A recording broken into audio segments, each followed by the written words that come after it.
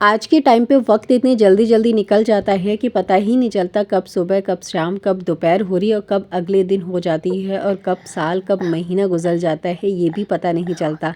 इंसान कब क्या कर रहा है ना तो इसका खबर है ना ही वक्त का। तो चलिए आज की इस वीडियो में हम जानेंगे कि कैसे हम टाइम की सेविंग कर सकते हैं, साथ ही में अपने घर को क्लीन ऑर्गेनाइज रख सकते हैं। कुछ छोटी छोटी आदतें हैं जो कि हम डेली अपने रूटीन में शामिल करने हैं तो हमारा घर हमेशा ऑर्गेनाइज रहेगा और हमारे टाइम की ना बहुत ज़्यादा बचत हो जाएगी। और जैसे कि अब रमज़ान आ रहे हैं तो ज़ाहिर सी बात है हमें ज़्यादा से ज़्यादा वक्त चाहिए, क्योंकि इबादत करने के लिए, एक्स्ट्रा चीज़ें पढ़ने के लिए। तो उसके लिए जो है हमें अपने घर के काम भी वक्त से कंप्लीट करने हैं, साथ ही में अपने घर को क्लीन साफ़ सुथरा भी रखना है। तो छोटी छोटी टिप्स होती है, छोटी छोटी चीज़ें होती है जिनको हम अपनी ज़िंदगी में शामिल कर लें तो मुझे लगता है सारी चीज़ें आसान हो जाती है। आपके पास बहुत सारा टाइम मिल जाता है, आपका घर ऑर्गेनाइज क्लीन लगता है। लेकिन आप वही अगर ऑर्गेनाइज क्लीन नहीं करते तो आपके दिमाग में ना कहीं ये टेंशन होती है, ये स्ट्रेस हो रहा होता है कि आपका घर गंदा हो रहा है, आपको किसी न किसी दिन इसमें पूरा दिन लगने वाला है। और मैं तो ये कहती हूँ कि अपने घर को इतना ज़्यादा गंदा मत होने दिया करिए कि एक दिन जब आप सफाई करने बैठे ना तो आपका 2 दिन बिल्कुल चला जाए सफाई में, क्योंकि एक दिन तो सफाई लगे, दूसरे दिन आप उसकी सेटिंग करेंगे पूरी, तो 2 दिन लग ही जाते हैं। तो इतना गंदा मत होने दो, थोड़ा थोड़ा एक एक कॉर्नर, एक एक जगह, एक एक कबर्ड, कभी फ्रिज, कभी बेड, एक एक करके आप साफ़ करना स्टार्ट करिए। अगर आप सिंगल मदर हैं तो भी, अगर आप जॉइंट फैमिली में हैं तो भी, क्योंकि काम तो फिर भी आपको ही करना है ना, और बॉडी आपकी ही थकेगी। तो अपनी बॉडी को इतना मत थका दीजिए कि अगले दिन आप बिस्तर पे पड़ जाएं और काम करके बहुत ज़्यादा थक जाएं। तो छोटी छोटी आदतें जो आप अपनी ज़िंदगी में शामिल कर लेंगे तो उससे हम ना ही तो हमें थकान होगा, और सबसे बड़ी बात हमारे पास बहुत सारा वक्त बच जाएगा। तो सबसे पहली चीज़ ना आपको जो इग्नोर करनी है वो ये कि अक्सर हम लोग क्या करते हैं कि सुबह उठते ही क्या करते हैं, सबसे पहले अपना फ़ोन चलाना स्टार्ट कर देते हैं, अपडेट देखना स्टार्ट कर लेते हैं हम, क्योंकि हम लोग सोशल मीडिया पे हैं तो भी, और नहीं होते हैं जो उनकी भी यही आदत होती है।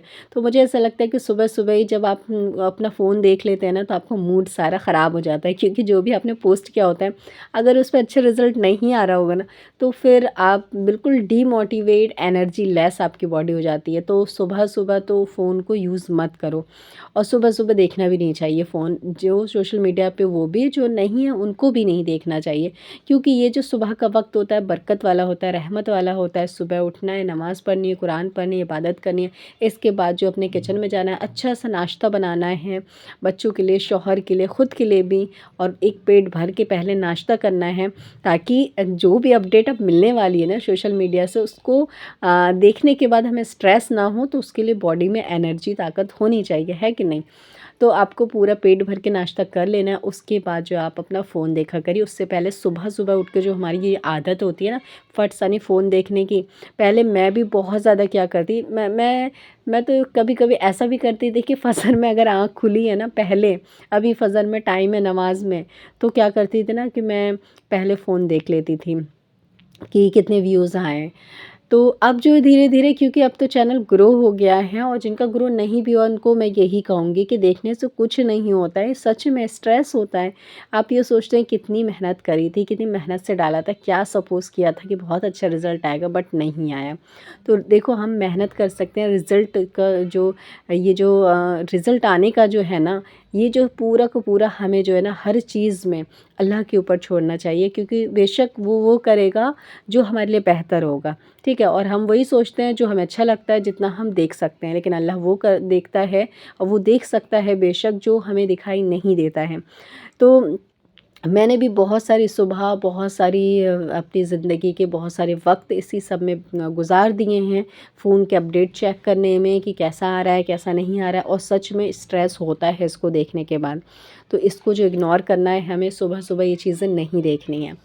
दूसरा मैं आपको बताऊंगी कि सुबह-सुबह कुछ औरतों के अंदर आदत होती है कि वो सुबह उठने के बाद जो क्या करते हैं ना कि फ़ोन लेते हैं, फ़ोन लेने के बाद सारा दिन जो है ना बातें कभी इससे, कभी उससे, कभी उससे करते रहते हैं, जिससे आपका टाइम बहुत ज़्यादा जाता है। तो टाइम की सेविंग अगर आपको करनी है ना, कम समय में सारा काम करना है, खुद को भी हेल्दी रखना है, घर को भी ऑर्गेनाइज़ रखना है, तो आपको सुबह उठने के बाद जो है ना बातें किसी से नहीं करनी है। सबसे पहले अपना काम देखिए, ठीक है। जैसे एक एक ड्यूटी होती है ना, तो यूँ समझिए कि सबसे पहले मेरे घर का काम है, मुझे अपने घर को ऑर्गेनाइज़ करना है, सारी चीज़ें तैयार करनी है, खाने से लेके लंच वगैरह जो भी काम आपका रह गया वो तैयार करना है। क्योंकि कई बार ऐसा होता है कि आप बात करते करते करते इतनी देर कर देते हैं कि आपके बच्चे का आने का टाइम हो जाता है, आपके शौहर का टाइम हो जाता है आने का, लेकिन उस टाइम तक आपने आपका घर गंदा होता है और ना ही आपने कुछ कुकिंग करी होती है। फिर इस टाइम पे अगर शौहर और बच्चे आपसे कुछ कहते हैं तो आपको भी बुरा लग रहा होता है। तो ज़ाहिर है कि अगर ऐसी गलती हमसे होगी तो ज़ाहिर है कि सामने वाला इंसान हमें कहेगा ही, क्योंकि एक दिन की बात हो तो चल जाती है, लेकिन जिनकी आदत होती है रोज़ डेली उठ के बात करना घंटों, तो वो रोज़ डेली करते हैं। और शौहर और बच्चे रोज़ डेली तो बर्दाश्त नहीं करें, कभी न कभी तो वो आपसे बोलेंगे कि भाई सुबह से दोपहर हो जाती है, कौन सा काम करते रहते हो जो कि काम ही ख़त्म नहीं होता, और घर ऐसा पड़ा है, किचन ऐसा पड़ा है, खाना नहीं बना है। तो इन वजह से ना आपको सुनना पड़ जाता है। इसीलिए मैं आपसे कहती हूँ कि आप ना टाइम की सेविंग करिए। सबसे पहले अपना काम देखिए, अपने बच्चों को देखिए, अपने शौहर को देखिए, ख़ुद को देखिए, फिर किसी और से बात करिए, ठीक है? तो ये चीज़ आपको अपनानी है टाइम की सेविंग करने के लिए। अच्छा, मैंने इंस्टाग्राम पे ना परसों एक वीडियो देखी थी जिसमें कि एक औरत बोल रही थी कि जो है ना रात को बर्तन धो के जो है सोना नहीं चाहिए। किसी हदीस में नहीं लिखा कि रात में बर्तन अगर आप गंदे रखेंगे ना तो आपके घर से बरकत चली जाती है। तो घर में अगर बर्तन गंदे रखने से बरकत नहीं जाती तो घर में गंदगी तो आती है ना। अगर आप घर में गंदे बर्तन रख देते हैं, छोड़ देते हैं रात को, उसको नहीं धोते हैं, तो उससे क्या होता है रात में? यही तो हदीस में है कि उससे ये होता है, उससे गंदगी आती, कीड़े मकोड़े आते हैं, कॉकरोच आते हैं, तो उससे गंदगी फैलती है। तो गंदे बर्तन इसीलिए हमें नहीं छोड़ना चाहिए और धो करके सोना चाहिए। खैर, बहुत सारे लोगों की आदत हो चुकी है कि उनको अच्छा नहीं लगता, तो इसलिए वो नहीं धोते हैं। तो हदीस में कोई सख्ती नहीं है इसके ऊपर कि मतलब कि आपको धोना ही है बर्तन, ऐसा नहीं है। ऐसा है कि अगर आप रात को बर्तन नहीं धोते हैं तो उसको एक जगह जमा करके उसे किसी चीज़ से ढक दीजिए, ताकि उसके अंदर जो है कीड़े मकोड़े जो भी चीज़ रात को आती है वो सब उसके अंदर ना जाए और जूठे बर्तन को कोई ना चाटे, कीड़े मकोड़े ना चाटे, इसीलिए ये कहा गया है। तो हदीस में बिल्कुल भी सख्ती नहीं है इसके ऊपर, लेकिन इंसान कर लेता है तो आपका स्ट्रेस कम होता है, आपका टाइम बचता है, आपकी बरकत वाली एक सुबह की आगाज़ हो जाता है। क्योंकि जब आपके किचन जब मुझे लगता है क्लीन होता है ना, तो औरत के अंदर खुद ही एनर्जी आती है और वो अच्छा अच्छा नाश्ता बनाने का सोचती है कि चलो किचन साफ़ है, कुछ अच्छा बनाते हैं। लेकिन वही जब सुबह उठते हैं आप और देखते हैं कि पूरे किचन में बर्तन होता है, तो आप क्या करेंगे? आपके माइंड में ये आता है कि आप क्या करें, बर्तन क्लीन करें कि नाश्ता बनाना स्टार्ट करें?